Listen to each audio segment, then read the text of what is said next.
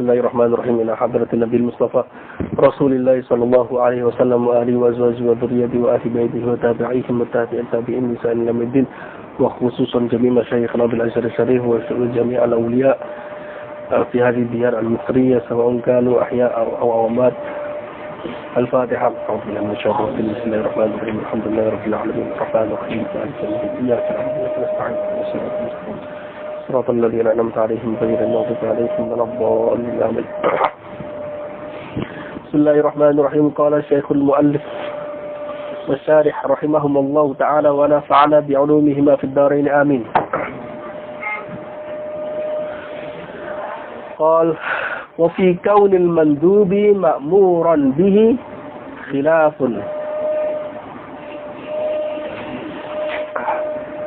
والأصح ليس مكلفا به وكذا المباح ومن ثم كان التكليف إلزام ما فيه كلفة. Matan ini yang akan kita terangkan hari ini.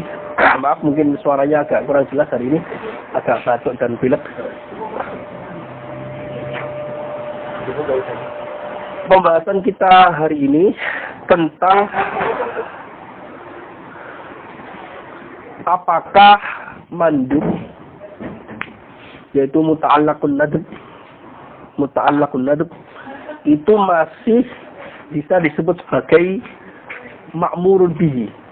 Apakah dia itu ma'murun bihi, diperintahkan? Nanti saya terangkan maksudnya. Kemarin kita merefer sedikit ya kepada pembahasan tentang jaizut tarki laisa biwajibin ya. Sesuatu yang tidak bisa ditinggalkan itu tidak bisa disebut sebagai wajib. Berarti sesuatu yang bisa ditinggalkan tidak bisa disebut wajib. Kalau misalnya sunnah bisa ditinggalkan, ya kan ya? Maka itu tidak bisa disebut wajib. Maka ini kaitannya dengan hal itu. Karena laisa biwajibin itu umum, baik itu mencakup sunnah, mubah atau yang lainnya, kan? Karena itu tasalsul pembahasannya, karena itu langsung masuk ke dalam pembahasan tentang mubah. Itu kenapa atau itu alasan yang bisa saya baca kenapa Imam Tajuddin As-Subki memasukkan pembahasannya, karena di samping ada tasalsul al-mabahis di sana. Samping itu juga ada kaitannya dengan teks lafaz yang sebelumnya disebutkan. Pembahasan hari ini tentang seperti yang saya sebutkan tadi, tentang apakah mubah itu masih makmur, diperintahkan secara hakiki atau tidak.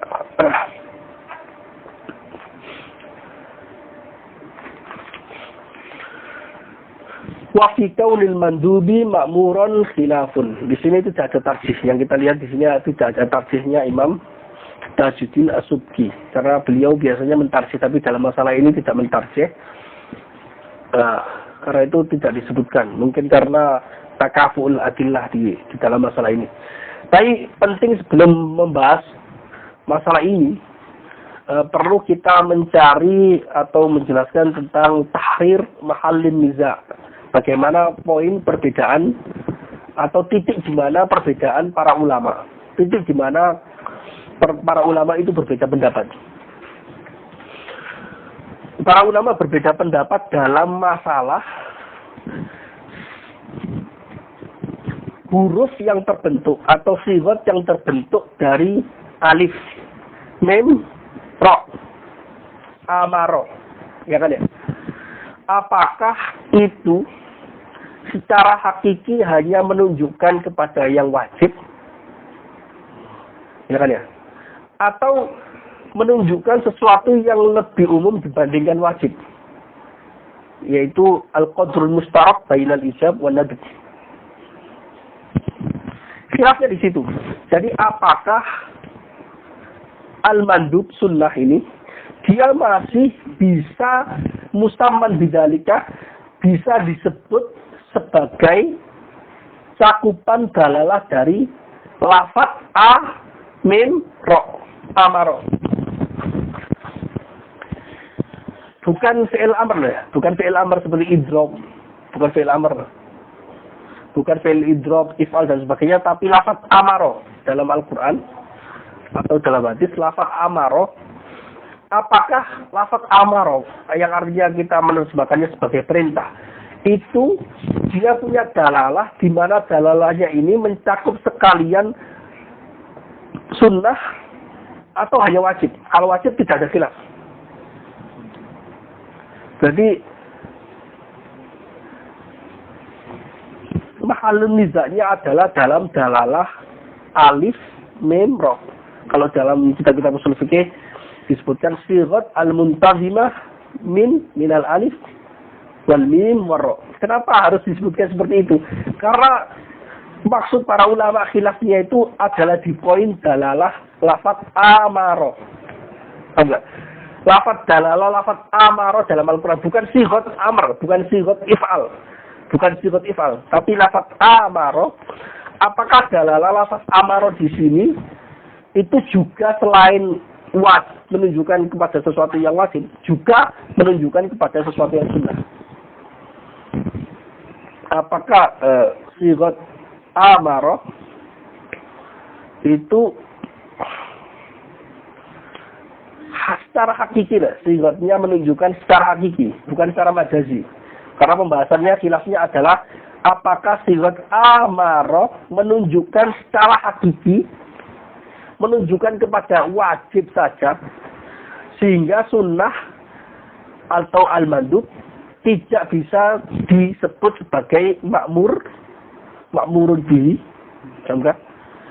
sebagaimana itu mazhabnya Imam Ar-Razi. Atau sebenarnya lafaz amaro dalalah hakikinya itu lebih umum daripada sekedar wajib, yaitu berarti apa? Al-qadrul mustarak baina al-ijab wa nadb. Al-qadrul mustarak baina al-ijab wa nadb itu apa?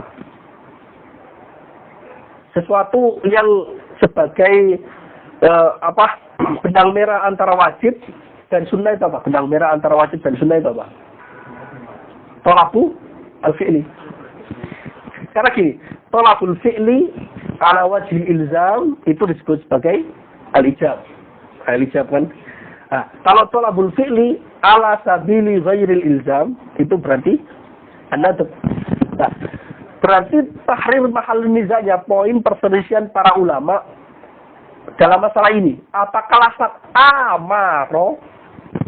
lafaz amaro yaitu amr yang kita menerjemahkannya sebagai perintah, itu menunjukkan secara hakiki wajib saja, sebagaimana itu mazhabnya Imam Ar-Razi, atau itu juga menunjukkan selain wajib juga sunnah, karena menunjukkan kepada al-qadrul mustarak baina al-ijab wa nadr. Qadrul mustarak baina al-ijab wa nadr itu apa? Talabul fi'li, tuntutan untuk mengerjakan sesuatu. Ya kan ya? Apakah hakikatnya itu hanya menunjukkan secara hakiki? Hakikat dan majaz nanti kita ada pembahasan ya, tapi intinya hakikat itu istimalul lafzi fima wudi'alahu menggunakan lafaz sesuai dengan di mana lafaz itu dibuat pertama kali, ya kan ya. Kalau istimal lafzi fi ghairi ma wudi'alahu itu hakikat majazi, ya kan ya. Nah, pembahasannya ini adalah tentang apakah lafaz amaro itu dalalahnya itu secara hakiki menunjukkan wajib saja atau menunjukkan sesuatu yang lebih umum, al-a'ammu minal ijab wa nadb, yaitu menunjukkan al-qadrul mustarak, menunjukkan talabul fi'li. Baik itu talabul fi'li ala sabilil ilzam wa huwa al-wujub, al-ijab, atau talabul fi'li ala wajhi ghairil ilzam disebut sebagai mandub, nadb, ya kan ya.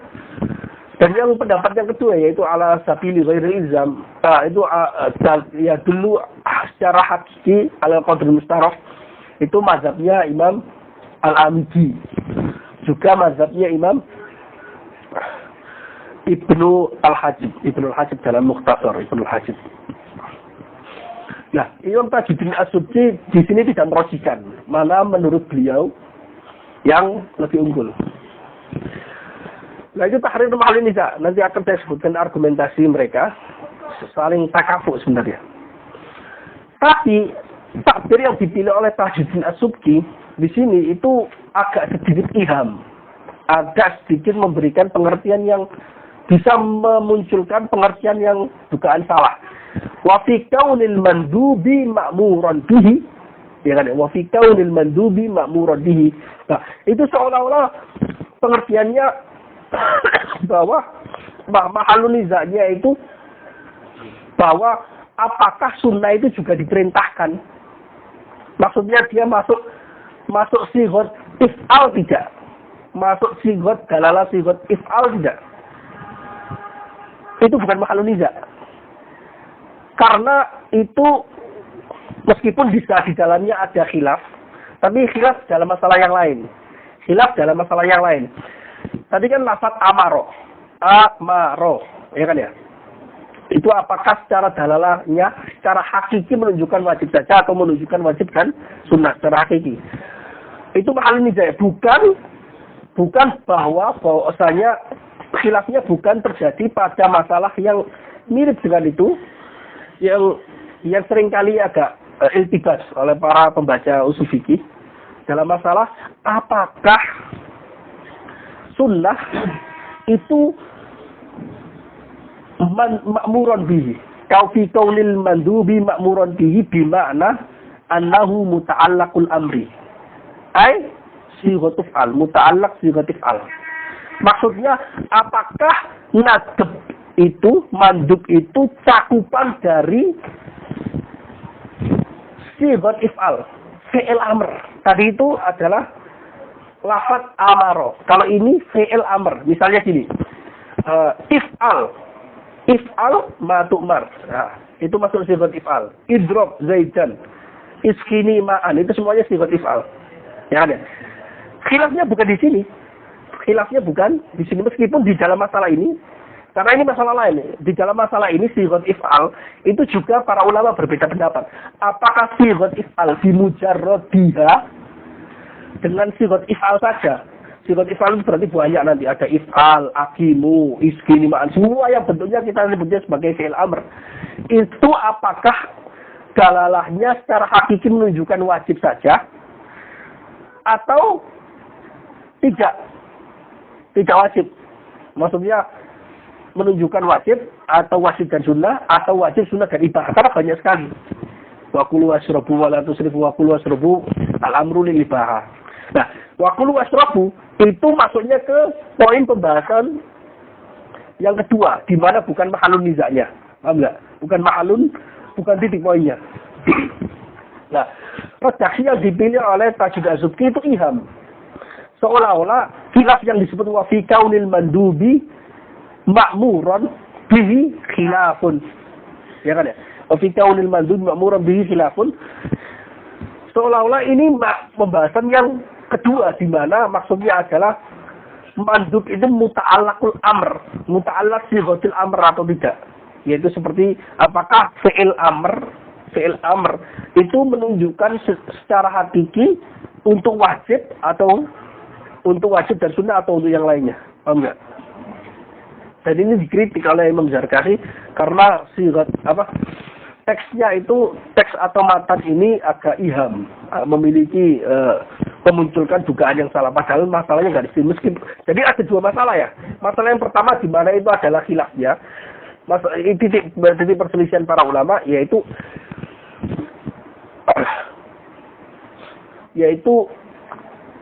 amaro, lafaz amaro, al-huruf al-muntazimah min alif, mim, ro, yaitu amaro yang kita terjemahkannya sebagai amr, sebagai perintah. Itu apakah menunjukkan secara hakiki, menunjukkan kewajiban atau kewajiban dan sunnah? Khilafnya di situ. Bukan masalah sighat if'al. Dalalahnya sighat if'al, baik itu lafaznya pakai amaro atau bukan pakai amaro, tahu enggak? Ya kan, bukan pakai amaro atau tidak, if'al, idrob, idrib, iskini ma'an, akim, wakulu, wasrobu, semuanya. Apakah itu menunjukkan secara hakiki wajib atau sunnah, atau wajib sunnah, atau wajib sunnah ibahah, atau banyak sekali. Jadi ada dua masalah. Sebenarnya khilafnya di sini yang diterangkan di sini adalah masalah yang khilaf yang pertama, tapi di sini ada iham. Mungkin Imam Tajuddin As-Subki kenapa menuliskan seperti itu ada muhtamil karena ingin memasukkan dua masalah sekaligus. Mungkin. Karena bisa ditafsirkan seperti itu. Wa fi kaunil mandhubi ma'muron, maksudnya musamma bil amr masmul atau dia madlul lafaz amr, ya kan ya? Atau wa fi kaunil mandhubi ma'muron bihi ai madlul sighat amr. Satunya lafaz amr, satunya sighat amr. Oke ya. Karena itu saya nyebutnya dari awal amaro. Kalau di dalam kitab usul fikih juga lafaz amaro. Jadi ada dua khilaf di situ. Ada dua masalah. Mungkin saya bisa mencoba untuk mencari uzur kepada Syekh Tajuddin As-Subki bahwasanya maksud beliau memasukkan kedua masalah sekaligus. Maksudnya memasukkan kedua masalah sekaligus. Tapi ala kulli hal dalam syarah-syarahnya dijelaskan bahwasanya khilaf titik poin persoalan khilafnya para ulama dalam masalah lafaz amaro. Dalalannya menunjukkan kepada wajib atau wajib dan sunnah. Khilafnya ada dua. Kalau yang masalah yang kedua itu khilafnya lebih dari dua. Ya dulu sifat amr itu ya dulu ala ijab atau ala ijab wa nadab atau ala ijab wa nadab ibahah. Secara hakiki. Kalau majazi semuanya masuk. Khilafnya adalah dalam masalah hakiki. Karena semua ulama sepakat bahwa sifat amr atau lafaz amr itu kalau majazi ya bisa disebut nasab. Tapi titik persoalannya adalah apakah secara hakiki atau tidak. Oke, saya terangkan yang pertama tadi. Nanti yang masalah kedua nggak diterangkan karena itu nanti ada pembahasannya yang lain. Lafaz amr apakah secara hakiki menunjukkan wajib atau wajib dan sunnah. Nah, mazhab yang pertama yang mengatakan bahwa dia itu menunjukkan kepada wajib saja sehingga sunnah laisa ma'muran bihi itu adalah mazhabnya Imam Ar-Razi. Kalau yang mengatakan bahwa mandub itu ma'murun bihi, ya kan ya? Itu adalah mazhabnya Ibnu Al-Hajib sama Imam Al-Amidi. Oke, Imam Al-Amidi dan Ibnu Al-Hajib bagaimana ini argumentasinya kenapa sunnah itu dia masih cakupan lafaz amr. Kenapa lafaz amaro itu secara hakiki juga menunjukkan kepada nadab. Alasannya seperti ini, argumentasi yang diutarakan oleh Imam Ibnu Hajib dalam Mukhtasarnya karena gini. Annal mandub, ada dua argumentasi. Pertama, annal mandub ta'ah. Ya kan ya? Jadi argumentasinya dibentuk dengan syakal awal. Annal mandub ta'ah wa kullu ta'atin ma'murun biha. Ya kan? Jadi natijanya annal mandub ma'murun bihi. Ya kan ya? Sesuatu yang sunnah itu adalah ketaatan. Ya kan ya? Dan sedangkan setiap taat itu diperintahkan. Maka natijanya adalah setiap sunnah itu diperintahkan. Tapi argumentasi ini bisa dikritik. Dikritik dalam Muqaddimah Kubronya. Wa kullu ta'atin ma'murun biha. Karena gini, taat di sini itu lafaznya masih general. Bisa jadi yang dimaksud taat itu adalah sesuatu perbuatan yang menghasilkan pahala. Ya kan ya? Kalau maksudnya demikian, maka ini nggak bisa.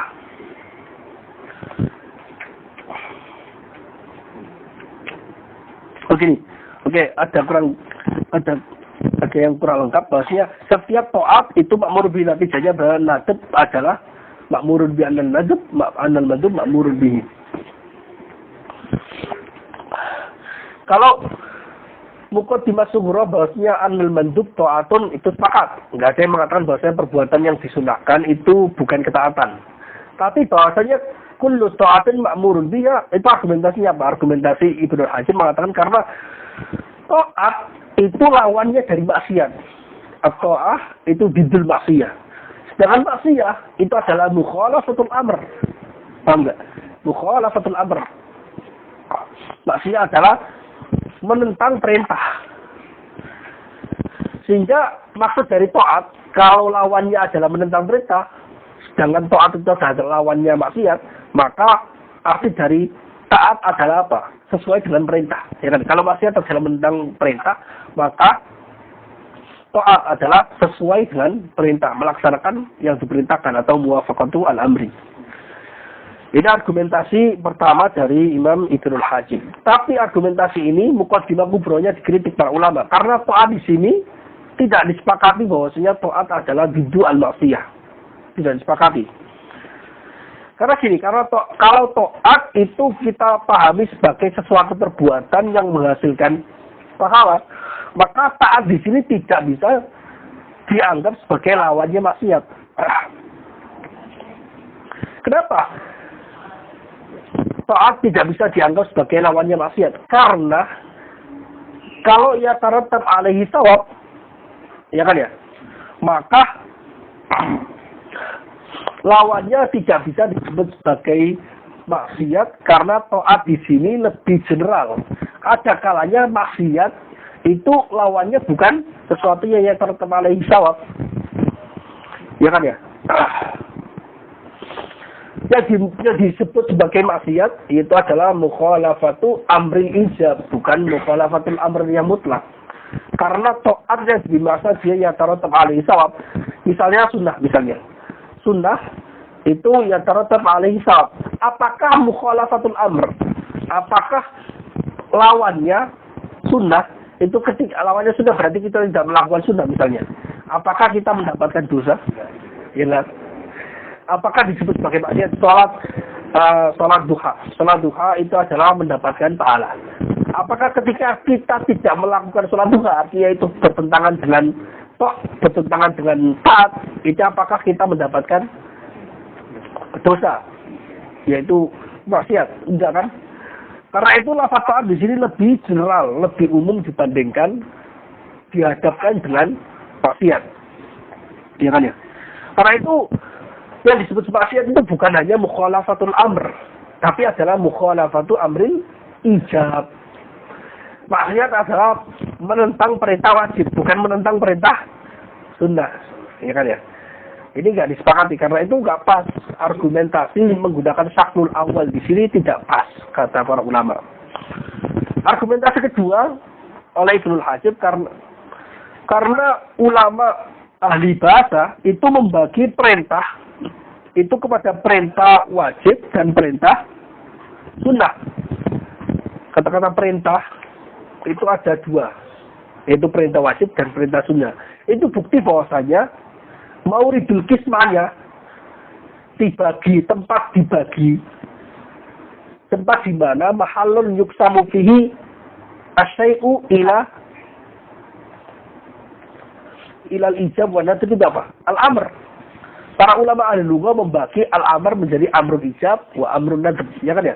Berarti itu bukti bahwasanya amru an-nadb itu juga masih kategori amr karena mauridul kismanya itu adalah al-amr. Al-amr yuqassam ila nawain. Al-awwal amrul ijab wa tsani amru an-nadb. Falazima annal mandub ma'murun li'annahu min qismil amr, ya kan ya?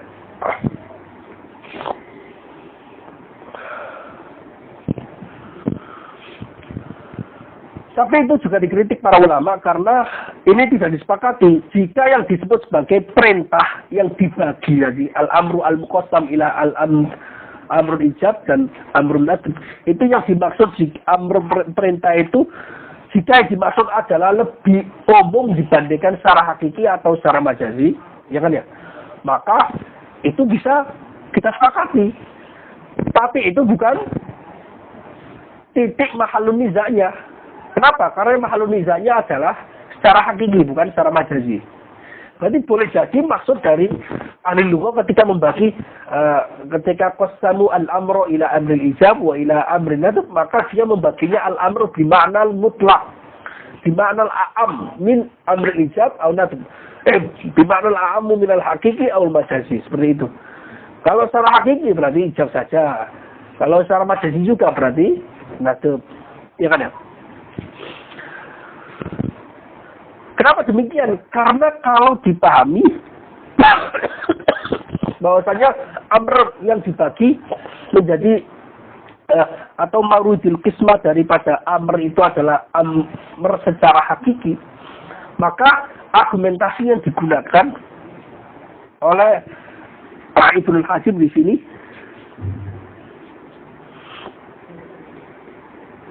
tidak masuk bahasan. Tidak masuk bahasan. Kenapa? Karena kalau sekedar amr hakiki sama amr majazi, maka tidak ada khilaf. Kita nggak bertentangan dalam masalah, tidak bertentangan dalam masalah itu. Karena kita sepakat bahwasanya amr itu kadang dalalannya secara hakiki itu untuk wajib saja. Atau kalau wajib saja berarti secara majazinya berarti sunnah juga masuk lafaz kategori dalalah lafaz amr. Iya kan ya? Jadi argumentasi yang diutarakan Ibnu Najib dikritik. Sepertinya ini saya baca dari Syekh Al-Yusi, ini sepertinya beliau memang cenderung kepada mazhabnya yang lain yang mengatakan bahwasanya annal madhub ghairu ma'murin bihi. Dia lafaz amaro itu dalalnya dalalah secara hakiki hanya menunjukkan kepada sesuatu yang wajib, bukan an-nadb. Nah ini mazhabnya Imam Ar-Razi. Ar-Razi argumentasinya di sini lebih kuat. Andai argumentasi beliau, "Lau kana al-mandubu ma'muran bihi lakana tarkuhu ma'siyah." Nah, kan? Andai kata sesuatu yang sunnah itu ma'muran bihi, maka meninggalkan sunnah itu maksiat. Wa kali batil bil ittifaq. Pendapat yang tali itu dalam talil muqaddam, maksud talil muqaddam. Ini kan usul syaklnya dia pakai kiasnya kias istisnai, ya kan? Wasali batil bil ittifaq. Maksudnya lawan dari mandub, meninggalkan mandub itu maksiat, itu nggak ada yang sepakat. Itu sepakat bahwasanya itu salah, batil bil ittifaq. Ya kan? Karena gini. Karena dalam hadis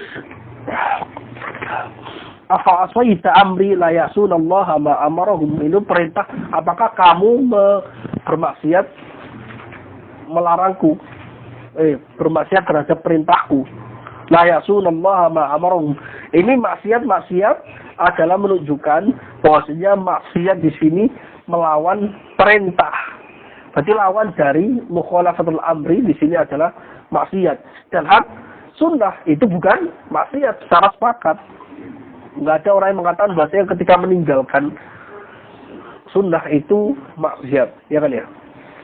Nah, argumentasi yang kedua, dan ini lebih zahir, karena Rasulullah pernah bersabda, "Laula an asyqa ala ummati la amartuhum bisiwak." Para ulama sepakat bahwasanya hadis ini menunjukkan kesunahan. Ya kan ya? Berarti lafaz amr di sini laula, tidak ada asyqa ala ummati la amartuhum bisiwak. Berarti amr itu tidak menunjukkan nadab itu secara hakiki, amr itu secara hakiki tidak menunjukkan nadab, ya kan ya? Karena perintahnya di sini buktinya perintah nadab, perintah bahwa siwak itu bukan wajib. Laula annal hadis dalla ala intifa'il amri bisiwak wa huwa mandub. Hadis ini menunjukkan tidak ada perintah untuk bersiwak. Andai kata aku tidak ingin memberatkan umatku, maka aku pasti akan memerintahkan mereka bersiwak. Artinya hadis ini menunjukkan Rasulullah karena tidak mau memberatkan umatnya, maka Rasulullah tidak memerintahkan umatnya untuk bersiwak. Nah, amr di sini dipahami oleh para ulama yaitu amrun nadab. Mandub, siwak itu adalah nadab. Kalau kana ma'muron, ma sahha intifa'ul amri, andai kata ma'muron diperintahkan, sesuatu yang sunnah itu diperintahkan, maka tidak mungkin lama masaha intifa'ul amr, tidak mungkin amr di sini dinafikan oleh Rasul, karena itu nanti kata-katanya Rasul paradoks. Enggak. Jadi paradoks. Laula an asyqa ummati, ya kan ya? La amartuhum, kalau dipahami sebagai nadab. Maka natijah yang dikatakan para ulama bahwasanya ini hadis menunjukkan bahwasanya siwak itu sunnah bertentangan dengan lafaz teks hadisnya.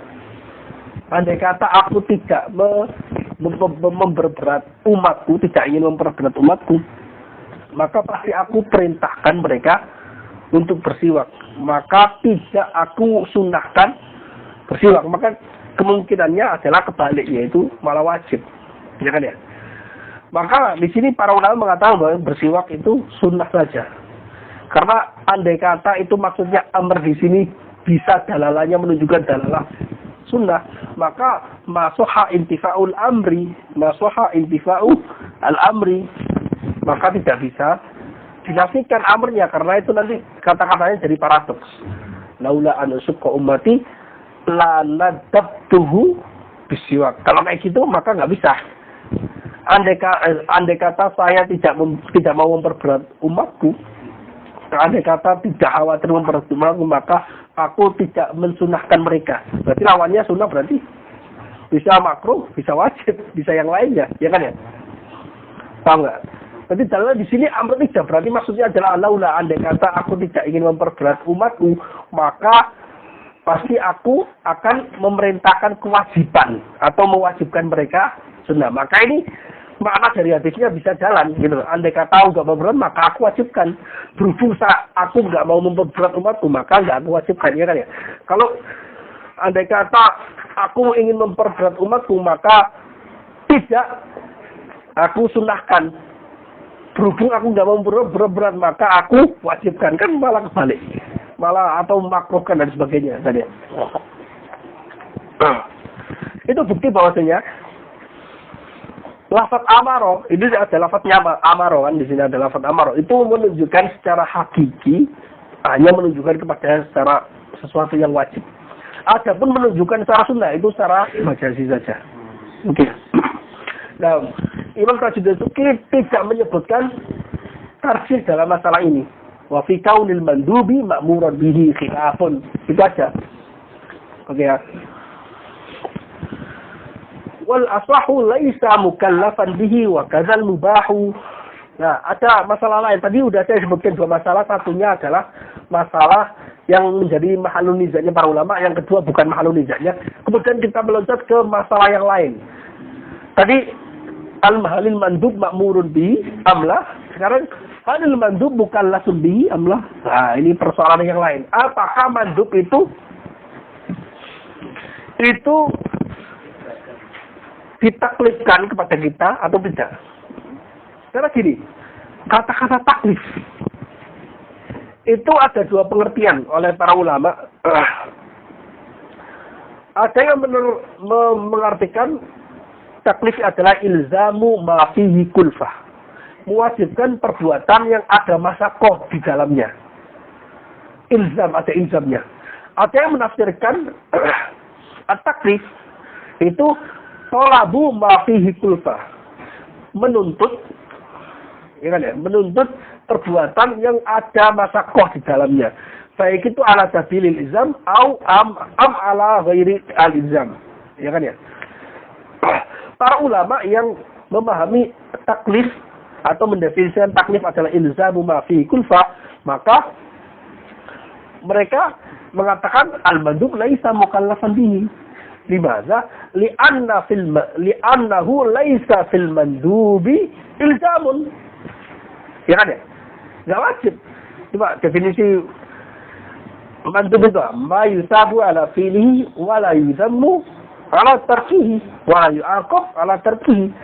Berarti laisa ala sabili ilzam. Kamu ilzamul fi'li, mewajibkan, menuntut secara ilzam.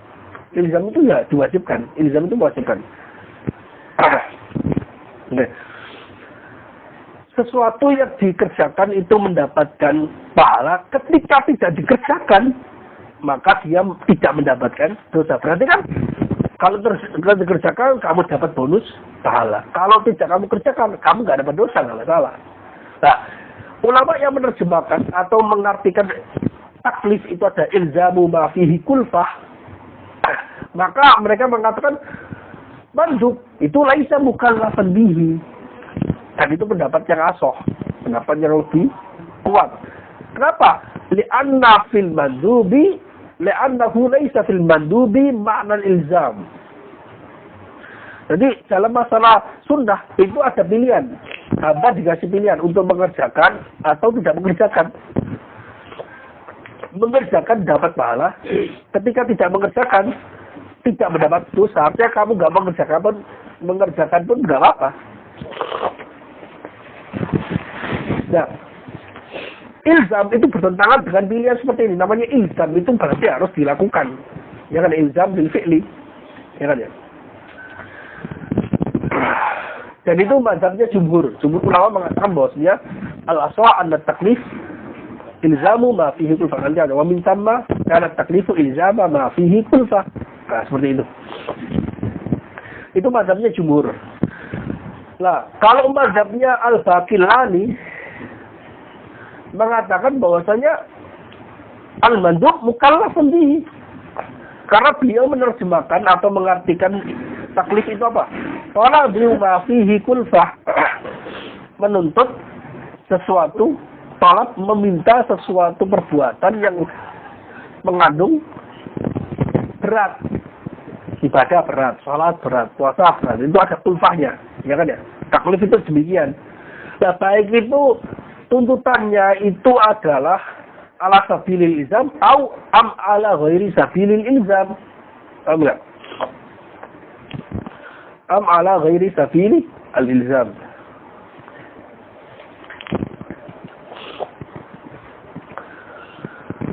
Demikian juga khilafnya ini juga terjadi dalam mubah. Wa kaza al-mubah. Dan asohnya pendapat asoh berarti al-mubah laisa mukallafan bihi juga.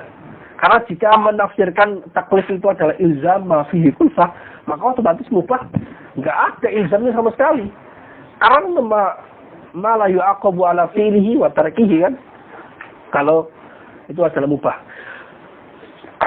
Di sini nggak disebutkan makruh. Padahal makruh juga sama. Laisa mukallafan bihi. Laisa mukallafan bihi. Nah, ini menjadi muskil. Sekarang gini, ya pendapat ahwah sunnah itu laisa mukallafun bihi. Ya kan ya? Laisa mukallafan bihi. Mubah laisa mukallafan bihi. Ya kan ya? Terus makruh laisa mukallafan bihi. Ya mukallafan bihi itu hanya apa? Wajib dan haram. Nah, kenapa ketika membahas ahkam taklifiyah itu nyebutnya 5? Kok nggak 2 saja? Kan yang benar-benar tidak ada khilaf para ulama antara tidak ada khilaf para ulama bahwasanya itu adalah taklifi, benar-benar taklifi itu hanya wajib dan haram. Ya kan ya? Nah, kalau sunnah ada khilaf, mubah ada khilaf, makruh ada khilaf juga. Kenapa? Para ulama memiliki banyak jawaban. Di antara jawabannya adalah karena menguatkan. Kenapa mandub, sunnah, mandub, mubah, dan makruh juga dimasukkan ahkam taklifiyah. Judulnya itu ahkam taklifiyah. Karena supaya untuk tatmimam lil aksam. Tatmiman lil aksam. Untuk menyempurnakan pembagian akliyah. Tuntutan secara ilzam itu wajib. Tuntutan secara ilzam itu sunnah. Ya kan ya? Larangan secara ilzam itu haram. Larangan secara ilzam makruh. Kemudian tengah-tengahnya ya apa? Tidak ada larangan dari tengah. Tengah. Berarti sebenarnya ada taklifnya. Benar-benar ada azabnya ketika ada konsekuensi positif dan negatifnya itu hanya wajib dan haram. Lainnya nggak ada. Para ulama menjawabnya itu tatmimam lil aksam. Ada yang jawab enggak.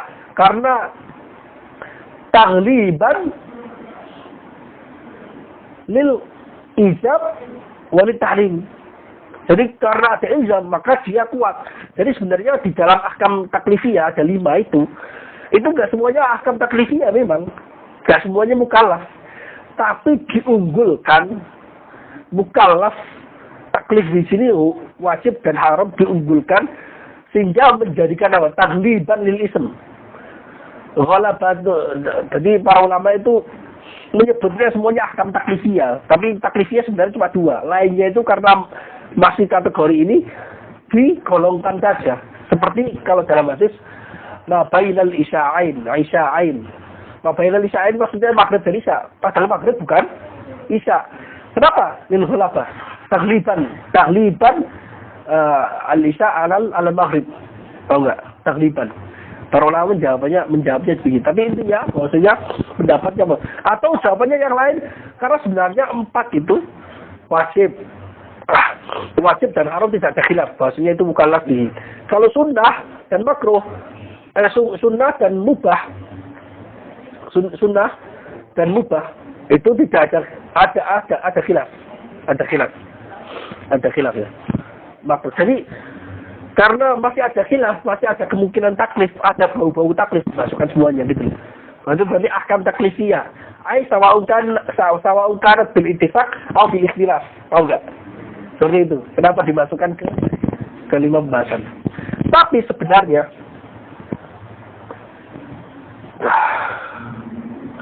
nah di sini wal mandu wal asahu laisa mukallafan bihi, ya kan? Nah, ini sebenarnya khilafnya khilaf lafzi. Khilafnya para ulama dalam masalah khilafan lil qadi. Nanti ada wal asahu laisa mukallafan bihi wa kadzal mubahu khilafan lil qadi, ya kan ya? Sebenarnya Imam Qadhi Al-Baqilani, yaitu Qadhi Al-Baqilani mengatakan bahwa al-mandub mukallafun bihi. Mubah mukallafun bihi. Mandub itu mukallafun bihi. Mandub mukallafun bihi.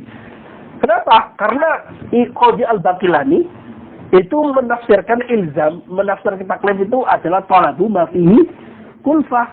Talabu ma fihi kulfah. Karena itu talabu ma fihi kulfah ala sabilil ilzam atau ala ghairi sabilil ilzam. Karena berarti khilafnya di sini hanya khilaf lafzi saja.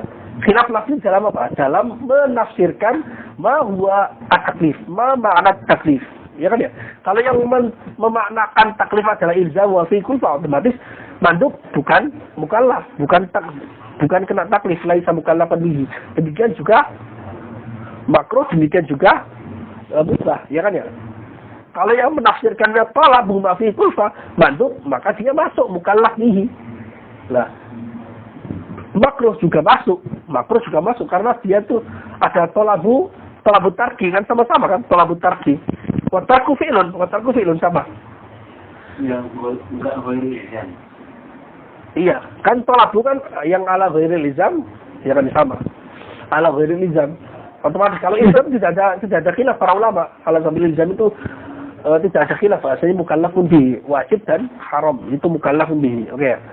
Nah, Al-Baqilani mengatakan bahwasanya karena taklif adalah talabu ma fihi kulfah, ya talabu ma fihi kulfah ala sabilil ilzam aw ghairil ilzam, maka mandub juga mukallafun bihi, makruh juga mukallafun bihi.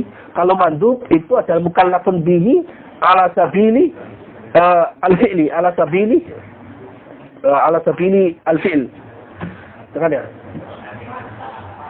Tapi kalau makruh ala sabili al-kafi, oh enggak, sama, al-kafu fi'lun juga sama. Oke ya.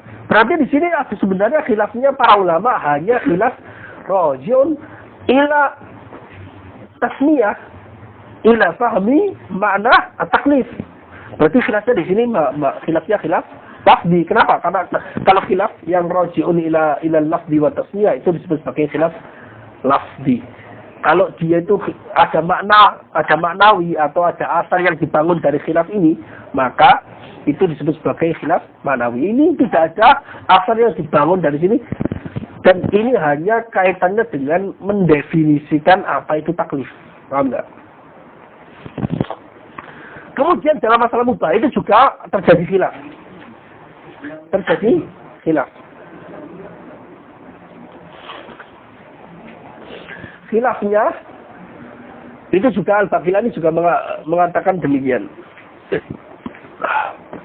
Al-Baqilani atau Abu Ishaq Al-Asyrayini itu mengatakan bahwa mubah itu mukallaf juga. Loh, kok bisa mubah itu mukallaf juga?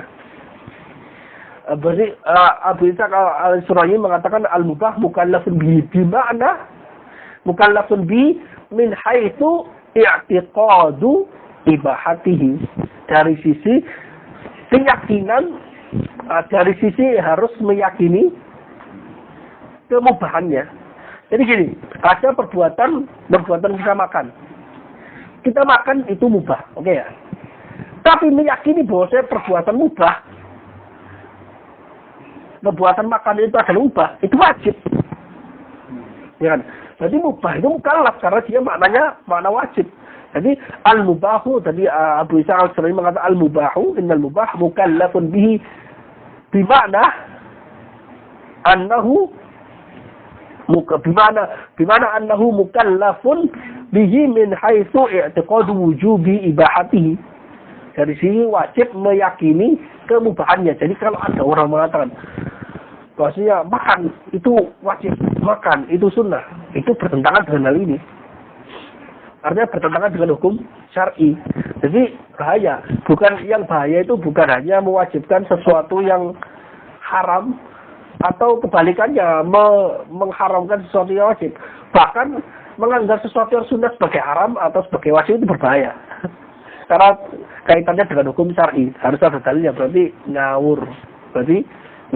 Tapi para ulama mengatakan ini juga sebenarnya khilaf lafzi. Kenapa khilaf lafzi?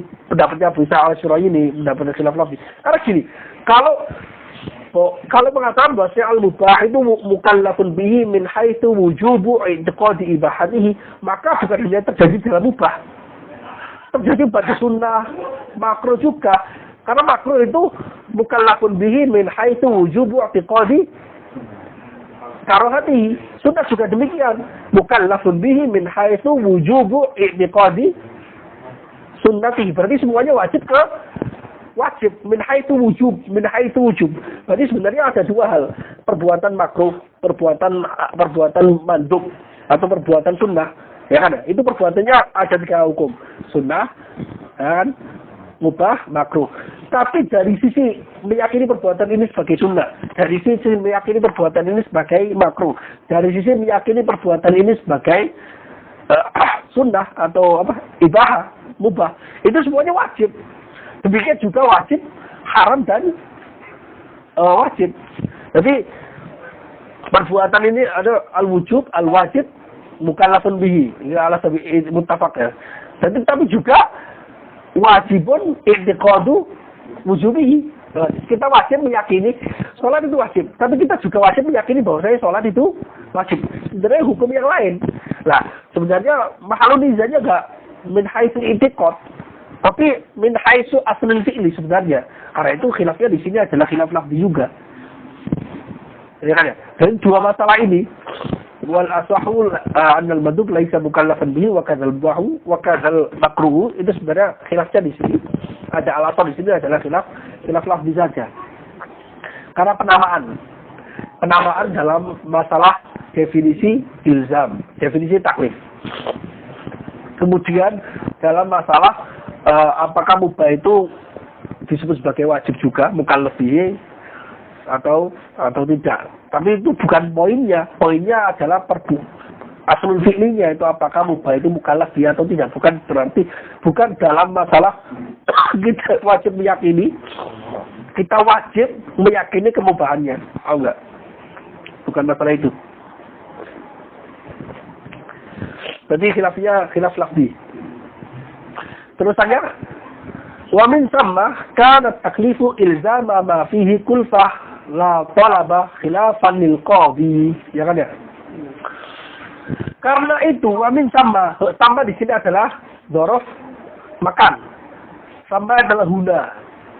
Wa min huna, dari sini, maksudnya dari sini apa? Wa min ajli zalika. Ini ingat ya.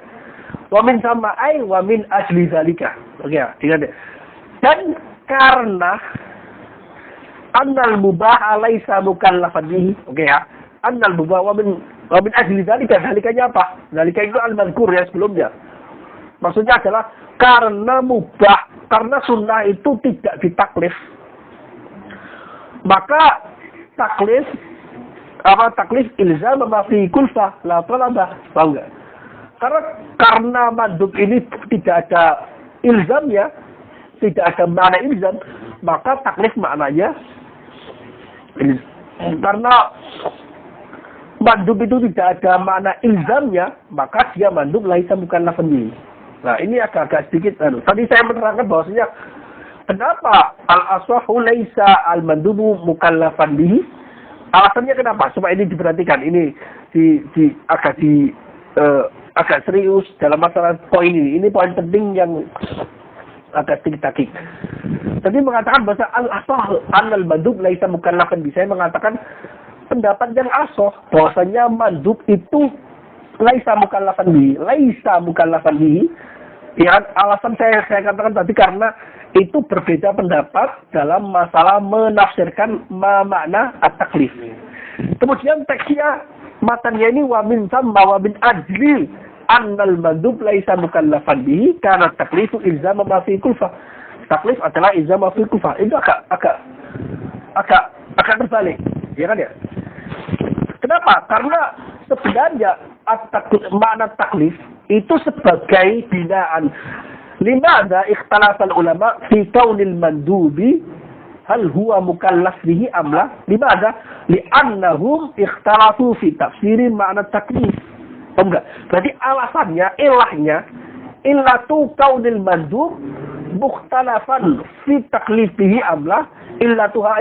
Illatuha ikhtilaf tafsir makna taklif. Enggak. Berarti harusnya makna taklif itu diletakkan di sebelumnya. Bukan wamin sama. Tapi kan teksnya wamin sama. Ya kan ya? Wamin sama. Jadi seolah-olah khilafnya terjadi dulu, baru setelahnya ilahnya. Musababnya terjadi dulu, baru setelah itu sebabnya. Maklulnya terjadi dulu, baru setelah itu ilahnya. Nah ini agak muskil. Karena itu di dalam kitab Ibnul Mukhtasar Ibnul Hajib juga seperti ini redaksinya. Di dalam Mukhtasar Ibnul Hajib redaksinya didahulukan taklif itu maknanya ini ikhtalafu fi makna taklif. Kemudian karena itu binaan ala hadzal ikhtilaf ikhtalafal ulama fi halil mandub mukallafun bi amla. Seperti itu kan. Tapi sebenarnya ini berarti agak kebalik. Imam Tajuddin As-Subki dalam jamu-jamu yang agak kebalik. Tapi para ulama bisa juga menjawabnya.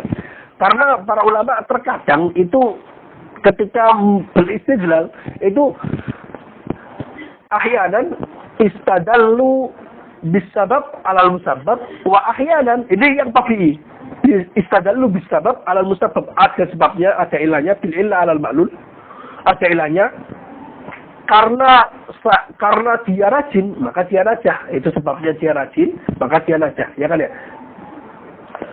Terkadang para ulama juga menggunakan usul yang terbalik. Istadallu bil musabbab ala sabab. Istadallu bil musabbab. Karena dia najah, maka dia rajin.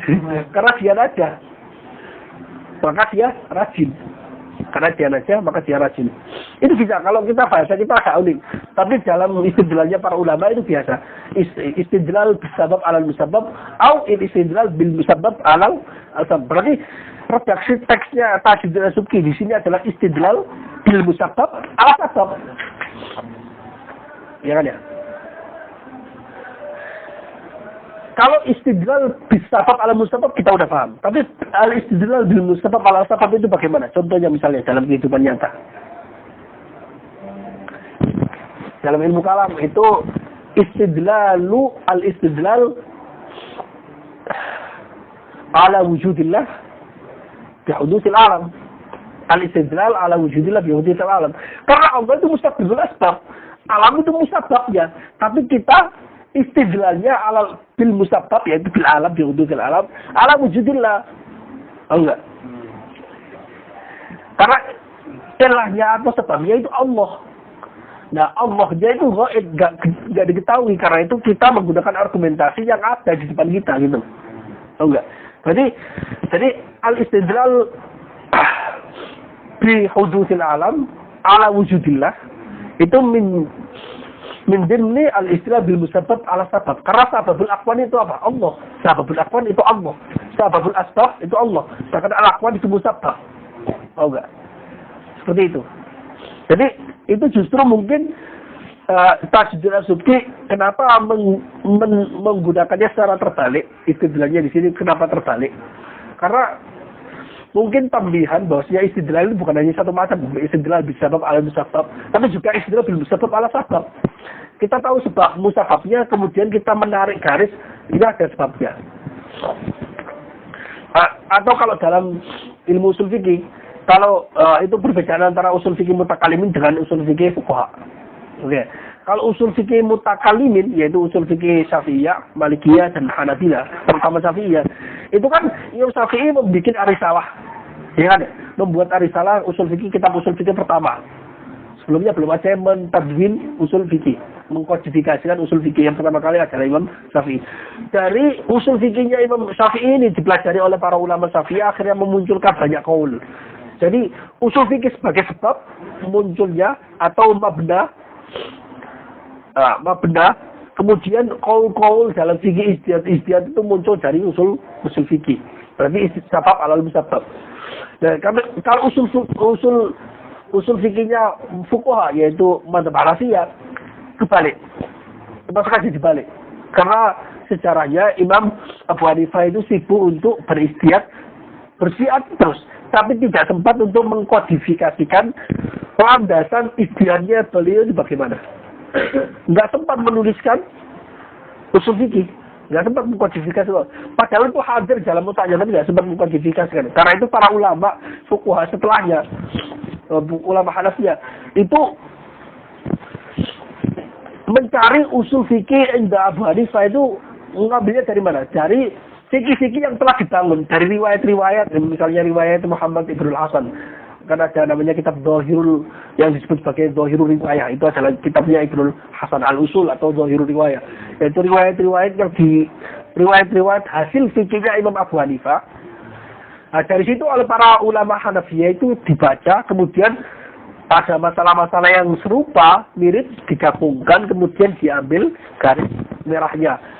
Seolah-olah bahwasanya Imam Abu Hanifah beristihad menggunakan kaidah tertentu, yaitu kaidahnya seperti ini, sehingga memunculkan furu ini. Jadi istidlal bil usul, istidlal bil furu alal usul.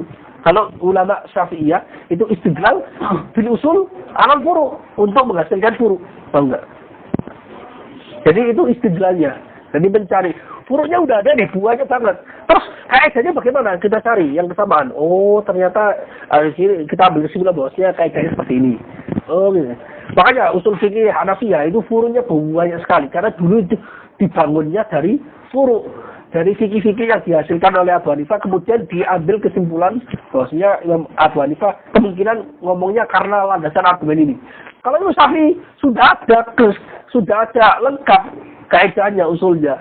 Karena itu para ulama setelahnya itu enak mentafrikkannya atau membangun furu-furu yang lain menggunakan kaidah ini. Kaidah ini diterapkan untuk membaca hadis dan Al-Quran, kemudian menghasilkan banyak kesimpulan. Nah, itu berarti istidlalnya usul fikih mutakalim, istidlal bisabab alal musabab, ya kan? Kalau istidlalnya usul fikih fuqaha itu istidlal bil musabab atau bil furu alal usul. Tapi semuanya ketika para ulama mujtahid beristihad itu pasti ada usulnya. Usul yang ada di dalam otaknya, baik itu yang ada di otaknya itu akhirnya dikodifikasikan seperti Imam Syafi'i atau tidak dikodifikasikan. Tidak sempat mengkodifikasikan. Yaitu Imam Abu Hanifah dan imam yang lain. Yang mengkodifikasikan hanya Imam Syafi'i. Jadi seperti itu. Karena taklif ilzam ma fihi kulfaha. Nah, itu inti dari pembahasan kita kali ini, kita baca. Insya Allah cepat ini bisa memahami. Qala asy-syarih wa fi kaunil mandubi ma'muran bi khilaf. Ya kan ya? Qala asy-syarih aksaru ashabina ala annahu ma'murun bihi haqiqatan. Nah, mayoritas ulama kita yaitu mazhab Syafi'i bahwasanya mandub itu ma'murun bihi haqiqatan. Ada yang mustamban bihi, lafaz amaro itu ya dulu ala an-nasr wal ijab. Secara hakikatan. Karena itu ada kata hakikatan sini. Kama qala Ibnu Sabbah fil Uddah. Wa li hadza qasamu al-amra ila wajib wa nadbah. Ini argumentasi siapa? Argumentasinya Ibnu Hajib. Jadi mayoritas itu maksudnya seperti Ibnu Hajib bahwasanya al-mandub laisa al-mandub ma'murun bihi. Lafaz amaro itu menunjukkan alal qadril mustaraf bainal ijab wa nadb. Ya kan? Wa naqalahu al-Qadhi Abu Thayyib an-Nas Syafi'i. Imam Qadhi Abu Thayyib menukil dari nasnya Imam Syafi'i. Wakil. Nah, kan, oke ya. Dari ini sandarannya dari Imam Syafi'i. Wa qila laisa ma'muran bi haqiqatan bal majazan. Nah, ini pendapatnya Imam Ar-Razi. Yang tadi Imam Ibnul Hajib dan juga Imam Al-Amidi, ini pendapatnya Imam Ar-Razi. Ada pendapat Wakilah. Nah, ini Wakilah menurut Imam Az-Zarkashi. Al-mandub laisa ma'muran bihi haqiqatan. Jadi mandub itu laisa ma'muran bihi haqiqatan, secara hakiki. Bal majazan, tapi majazan. Artinya cakupan lafaz amaro itu hanya mencakup ijab saja secara hakiki. Tapi kalau nasab itu hanya secara majazi. Wa huwa ikhtiyaru Syekh Abi Hamid wa ghairihi. Itu adalah pilihan Syekh Abi Hamid dan ulama yang lain. Wahtajallahul Khatib Al-Baghdadi. Khatib Al-Baghdadi ulama ahli hadis, tapi juga banyak sekali ahli fikih dan sebagainya. Beliau punya kitab Al-Faqih wal Mutafaqih. Mungkin yang besar ini ada di kitabnya beliau, Al-Faqih wal Mutafaqih. Kalau ingin baca usul fikih tapi berhanat, ada hadasana. Contoh-contoh para ulama sahabat itu menggunakan kaidah-kaidah usul fikih, itu beli kitab Al-Faqih wal Mutafaqih. Karyanya Khatib Baghdadi. Jadi Imam Syafi'i itu bisa menuliskan kitab usul fikih ya, juga awalnya dari riwayat-riwayat yang beliau terima. Ibnu Abbas pernah menyebut sebagai amr, pernah menyebut wujud, gitu akhirnya dikembangkan oleh beliau.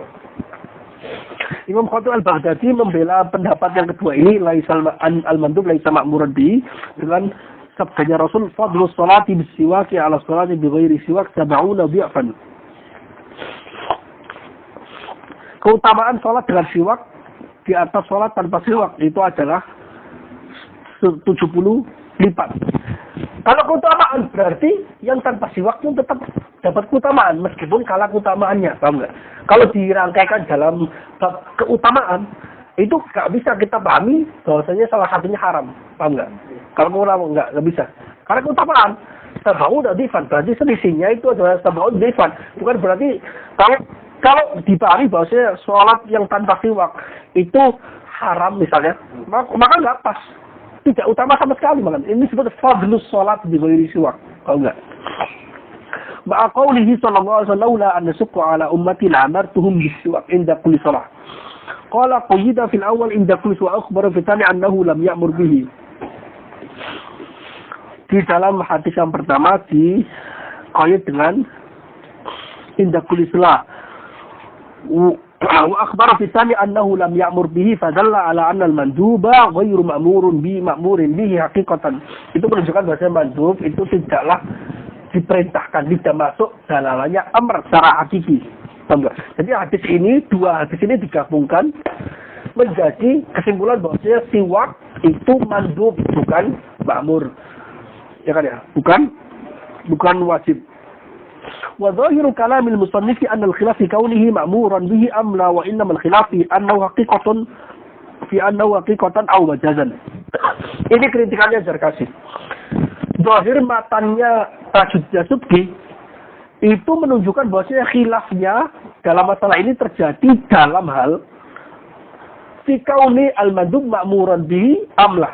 Maksudnya dia masuk menjadi muta'alaknya sifat amr. Ya seperti saya katakan tadi yang masalah yang kedua, padahal sebenarnya enggak.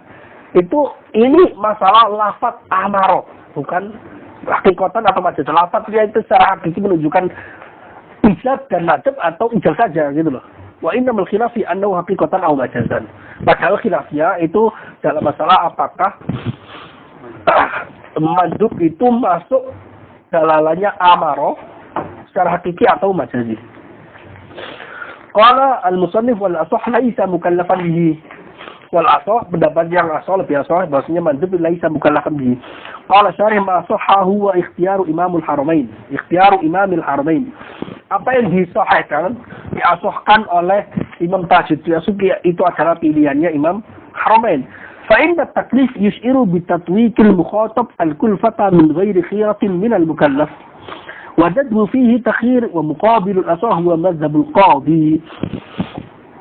Kenapa disahihkan oleh Imam Tajuddin As-Subki dan itu pilihannya Imam Haramain? Karena taklif itu mengindikasikan ada bitakwiqil mukhatab, ada mengindikasikan memperberat mukhatab yaitu audiens dengan kulfah, dengan dengan masyaqqah min ghairi khiratin minal mukallaf, tanpa diberi pilihan. Artinya ilzam lah, kalau bahasa gampangnya itu ilzam. Yus'iru bi ilzam. Fa inna taklif yus'iru bil ilzam, namanya taklif. Taklif itu yukallif itu memperberat gitu loh. Kalau ada pilihan untuk tidak diperberat, berarti itu bertentangan dengan lafaz memperberat. Wa nadhu fihi takhir, sedangkan itu ada takhir bainal fi'li wa tarki. Ya kan ya? Kalau kamu mengerjakan, kamu jangan salah. Kalau kamu tidak mengerjakan pun nggak apa-apa. Kamu nggak dapat dosa. Ya kan, ada takhirnya. Karena itu pertentangan. Karena itu al-asahnya laisa mukallafan bihi. Karena itu tidak ada ilzamnya. Wa muqabilu asah huwa madzhabul qadhi, yang bertentangan dengan asah itu mazhabnya al-qadhi al-baqillani, mengatakan bahwasanya an-nadb mukallafun bihi. Qala al-imam wal khilaf yarju ila munaqqasatin fil ibarah. Imam di sini adalah Imam Ar-Razi. Beliau mengatakan bahwasanya khilafnya ini kembali kepada Imam Haramain, maaf. Imam Zarkasi kalau menuliskan kitab ini, istilah-istilahnya berbeda dengan istilah di kitab usul fikih mutakalim yang lain. Kalau usul fikih mutakalim yang lain nyebut al-imam itu maksudnya Imam Razi. Kalau di sini adalah Imam Haramain. Nah, ini khilafnya ini kembali kepada munaqashah fil ibarah, kembali ke diskusi dalam takbir saja.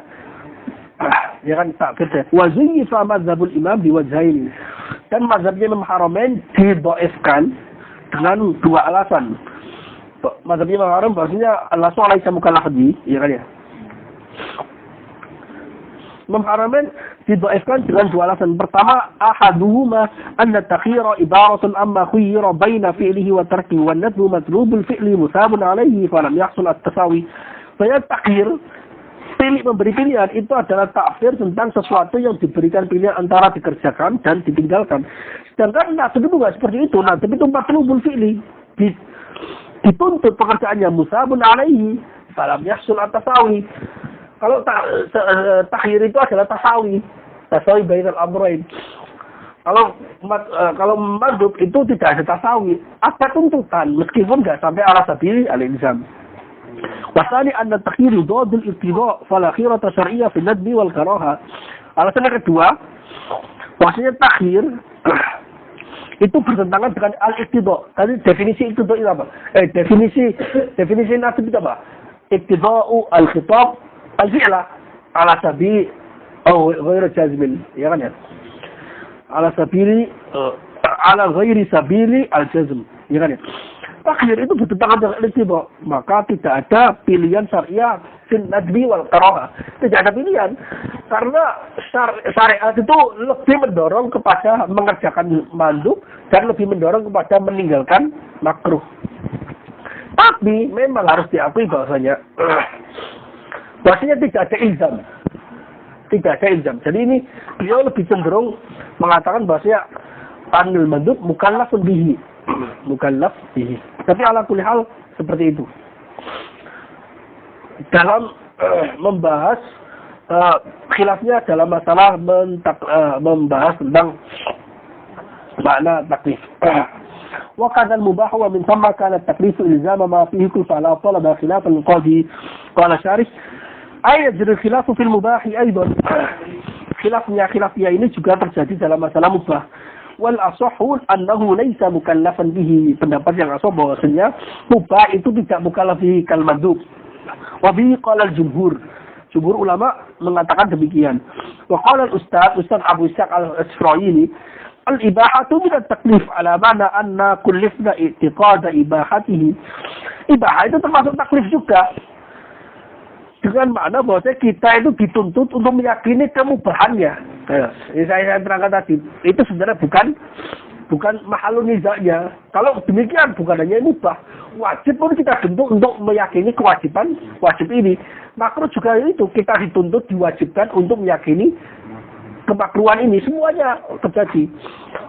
Ya kan ya? Warudda bi anna al-ilma bi hukm al-mubah kharijun an nafs al-mubah.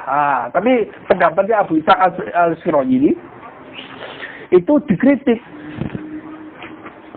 bahwasanya al-ilmu bi hukm al-mubah, mengetahui hukumnya mubah itu keluar dari pembahasan mubah, dari mubah itu sendiri. Ya kan ya? Mengetahui hukumnya mubah, i'tiqad wujubi ibahatihi itu kharijun an nafsil mubah. Wa tadhara al-muqtarih anhu bi anna al-ibaha hukmu wujub i'tiqadi anna al-fi'la mubah. Imam al-Muqtarih itu memberikan i'tidar untuk Imam Abu Ishaq al-Shurayini bahwasanya ibahah itu hukumnya wajib meyakini bahwasanya perbuatan itu mubah. Wal wujub punya taklif. Sedangkan wajib itu termasuk taklif. Faqat lazamat ma fihi kulfatun fa'utlika alaihi taklif li ajli mulazamah. Maka sungguh ibahah itu menempel terus terhadap perbuatan yang ada tuntutannya. Fa'udliku alaihi taklif, maka mubah itu disebut taklif juga di ajli mulazamah. Jadi mubah itu masuk ke kategori hukum taklifiyah itu karena dia menempel terus, ditempeli dengan sesuatu yang ada wajib. Berarti kan mubah itu min haitsu i'tiqadu min haitsu wujub i'tiqadi, maka dia jadi wajib. Ya kan ya? Seperti itu. Wa asar biqauli wa min thamma ila anna al-khilaf al-mas'alatain mufarra'un 'ala al-khilaf fi haqiqati taklif. Beliau mengisyaratkan dengan kata-kata wa min thamma, mengisyaratkan kepada bahwasanya khilaf dalam dua masalah ini itu dibangun dari khilaf. Jadi hadal khilaf mabniun 'ala al-khilafi qablah. Mabniun 'ala al-khilaf. Jadi khilafnya ini dibangun dari khilaf sebelumnya. Enggak. Artinya khilaf yang sebelumnya itu sebab mengapa turunannya juga khilaf. Jadi ini adalah khilaf turunan dari sebelumnya. Paham nggak? Dibangun atau cabang dari khilaf tentang pemaknaan hakikat taklif. Mana huwa, apa taklif itu? Hal huwa ilzam ma fi kulfa fala yakunul mandub wal mubah mukallafan bihi. Apakah taklif itu adalah ilzam ma fi kulfa, maka mandub dan mubah tidaklah mukallaf. Au talabu ma fi kulfa. Kalau talabu ma fi kulfa, maka mandub dan mubah itu juga mukallaf. Wa ma naqalahu 'anil qadi naqalahu anhu Imamul Haramain fil Burhan. Apa yang dinukil oleh Imam Tajul Az-Zubri dari Al-Qadi, khilafan Al-Qadi juga dinukil oleh Imam Haramain dari Al-Qadi dalam kitab Burhan. Lakinnahu fi kitab at-talkhis min at-taqrib lil-Qadi sarraha bi annahu ilzamu ma fi kulfa. Tapi ada riwayat dalam kitabnya Imam Haramain yang kitab Imam Haramain talkhis min at-taqrib itu kitabnya Imam Qadi Al-Baqilani. Maksudnya nggak ditemukan sampai sekarang. Kitabnya Imam Haramain talkhis mentalkhis kitabnya At-Taqrib mengatakan bahwasanya mazhabnya Qadi justru mengatakan taklif itu ilzamu ma fi kulfa. Berarti ini asal masalah nukilannya agak berbeda. Itirabun naql fi mazhabil Qadi Al-Baqilani. Atau bahwasanya Imam Qadi Al-Baqilani ijtihadnya berubah. Bisa jadi ijtihadnya berubah. Ada kalanya pertama mengatakan ilzamu ma fi kulfa, kemudian berubah menjadi talabu ma fi kulfa saja. Itu atau kebalikannya.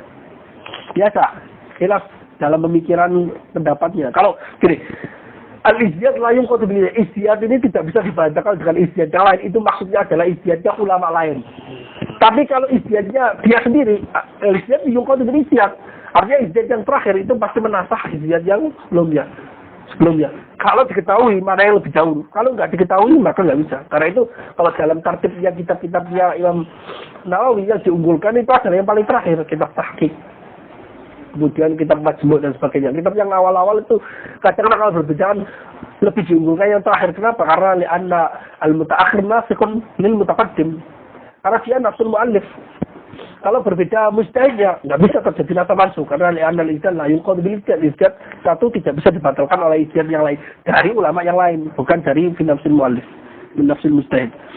وقد أورد على العبارة الثانية أن الشارع قد ندب المكلف إلى تعجيل الفطر وتأخير السحور مع أن النفوس تشوف إلى ذلك بالطبع فلم يوجد فيه كلفة ولذلك قال أرحنا بالصلاة يا بلال. Nah, ibarat tadi yaitu ilzamu ma fi kulfah itu dikritik. Kalau taklif bermakna ilzamu ma fi kulfah, maka justru syariat itu qad nadaba al-mukallaf ila ta'jil futur. syariat itu mensunahkan seorang mukallaf untuk mendahulukan, mempercepat berbuka puasa dan mengakhirkan sahur. Padahal ma'anna nufus tasawwafu ila dzalika bitabd. Padahal nufus atau jiwa manusia atau syahwat atau nafsu itu otomatis menuju ke sana secara tabiat. Nah, ini ada kaidah usul fikih. Sesuatu yang ada dorongan dalam diri manusia untuk melakukannya itu tidak perlu syariat untuk mewajibkannya. Paham enggak? Itu namanya disebut sebagai da'iyah. Idza wujida ad-da'iyah fi 'amal fayakbuhu minal syari' an yujibah. Itu kaidah. Kalau sudah ada dorongan dari diri manusia sendiri, dari diri mukallaf untuk melakukannya, maka tidak mungkin syariat mewajibkannya. Kenapa? Itu tahsinul hasil. Nggak perlu diwajibkan, orang udah tertarik. Seperti tahsinul futur. Mempercepat berbuka. Orang itu udah lapar. Kalau ada kesempatan ya takjil gitu loh. Ya kan ya? Atau takhirus sahur. Orang itu supaya lebih kuat berpuasa, maka diakhirkan supaya energinya lebih full. Kayak gitu kan. Itu nufusu tasawwuf ila dzalika bitabd. Karena itu tidak perlu syariat untuk mewajibkannya. Karena itu semua hadis atau perintah dalam Al-Quran atau Sunnah yang lafadznya perintah, kok itu ada indikasi dorongan manusia, maka dia tidak mungkin wajib. Maknanya maksimal sunnah. Wa kulu wasrabu, gak usah diperintah. Orang itu pasti makan minum. Ya kan ya? Seperti hadis yang kalau di kitab-kitab usul fikih, contohnya itu hadis tentang nikah. Sahabat ada nikah, tapi nikah gitu aja, nggak usah lihat. Tapi Rasul bilang, kalau kamu nikah, fanzur ilaiha, gitu kan ya? Fanzur ilaiha. Nah, fanzur nazar kepada khotibah, calon mempelai. Itu oleh para ulama nggak dikatakan wajib, enggak. Kenapa? Nah, nggak usah disuruh, orang-orang udah pengen lihat gitu loh. Laki-laki pengen lihat calonnya gitu loh. Jadi nggak mungkin perintahnya ini perintah wajib. Ini perintah sunnah saja, nggak mungkin wajib. Kenapa? Karena syariat nggak mungkin mewajibkan sesuatu yang orang atau manusia ini sudah mendorong ke sana. Jadi tahsilul hasil, paham nggak? Tahsilul hasil. Nah, seperti ini. Nah, kalau taklif adalah ilzamu ma fi kulfah, kenapa syariat syariat itu mensunahkan takjilul fitri dan takhirus sahur? Harusnya takjilul fitri dan takhirus sahur itu bukan sunnah, mubah saja. Tahu nggak? Mubah saja, karena itu sudah ada dorongan, gitu loh. Kalau yujad fihi kulfah, tidak ada kulfahnya sama sekali. Karena kayak gini, taklif itu ilzamu ma fihi kulfah. Nah, kalau makan diakhirkan, makan sahur diakhirkan, mempercepat berbuka, itu tidak ada kulfahnya sama sekali. Fanzur ilaiha, nggak ada kulfahnya. Oh, tamat, disuruh ya, tamat. Nggak usah disuruh aja pilih lihat kok. Iya, tahu nggak? Berarti itu ilzamu ma fihi kulfah. Walidzalika qala sallallahu alaihi wasallam arihna bis salati ya Bilal. Yang ada, arihna bis salati ya Bilal.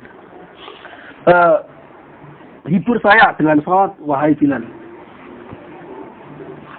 Gini, hibur saya dengan salat ya Bilal. Ini perintahnya apakah perintah wajib atau perintah sunnah?